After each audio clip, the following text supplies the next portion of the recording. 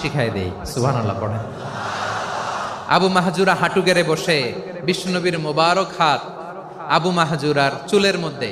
বিশ্বনবী আজানের মুআল্লিম আবু মাহজুরাকে বলতেছে, ঠিক আছে তোমারে শিখাই দিচ্ছি, আমি যা যা বলবো আমার সাথে সাথে বলো, পারবা?